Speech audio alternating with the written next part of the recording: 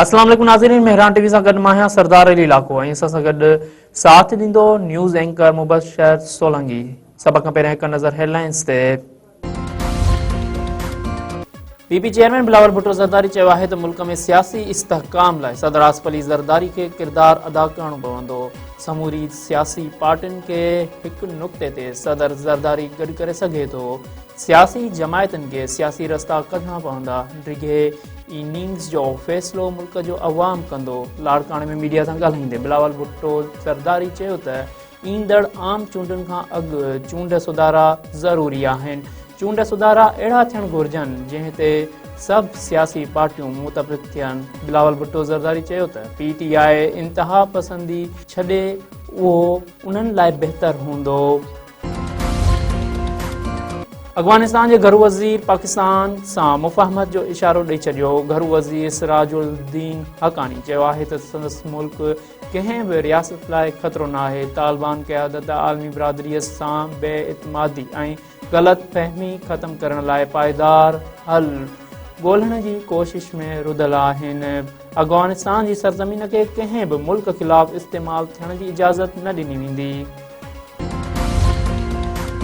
MQM अॻवान ऐं वफ़ाक़ी वज़ीर मुस्तफ़ा कमाल MQM बानी खे ड्रामेबाज़ करार ॾेई छॾियो। मुस्तफ़ा कमाल चयो आहे त बानी MQM 25 सालनि खां राह खां पैसा वठी दहशतगर्दी कराईंदो रहियो। इमरान फारूक खे लंडन में हिन क़तल करायो। कातिलनि पारां इमरान फारूक खे क़तल करे बानी MQM खे सालगिरह जो तोहफ़ो ॾिनो वियो। बानी MQM ड्रामेबाज़ आहे। हू मगरमच्छ वारा ॻोढ़ा ॻाढ़े कारकुननि खे गुमराह कंदो हो। कराची में औरत समेत 3 ॿारनि जा फाहो खाधल लाश हथ। सोहराब ॻोठ भरिसां हिकु घर मां औरत समेत 3 मासूम ॿारनि जा फाहो खाधल लाश मिलिया। पुलिस मूजिबि फ़ौत थियल औरत जी सुञाणप 30 वरियनि जी फातिमा ज़ाल नजीबुल्ला तौर थी आहे। ॿारनि में 10 वरियनि जो सोनम ऐं 3 वरियनि जी आरज़ू ऐं नंढो पुटु अरमान शामिल। पुलिस औरत जे मुड़ुस खे गिरफ़्तार करे वरितो।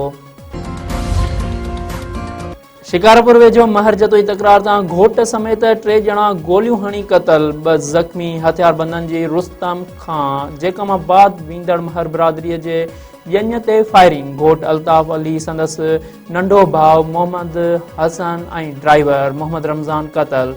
2 ॼणा ज़ख़्मी थी पिया। पुलिस चयो आहे त वाक़ियो महर जतोई तकरार तां पेश आयो आहे।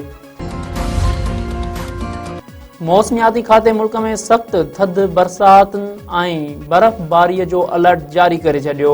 अॼु मुल्क जे केतिरनि ई इलाइक़नि में मौसम थधी ऐं ख़ुश्क रहण जो इम्कान। गिलगित बल्तिस्तान जे कुझु हंधनि ते हल्की बरसाति ऐं बर्फ़बारीअ जो इम्कान। मौसमियात खाते मूजिबि बलूचिस्तान ऐं सिंध जे अक्सर ज़िलनि में थधि में वाधि थी सघे थी। सिंध जे अज़ीम शाइर शेख अयाज़ जे 28वीं वरसी मल्हाई पई वञे। बिरछा जे अदीबनि शाइरनि ऐं नौजवाननि शेख अयाज़ जे मज़ार ते गुलनि जी वर्खां करे खेसि भेटा पेश कई वई।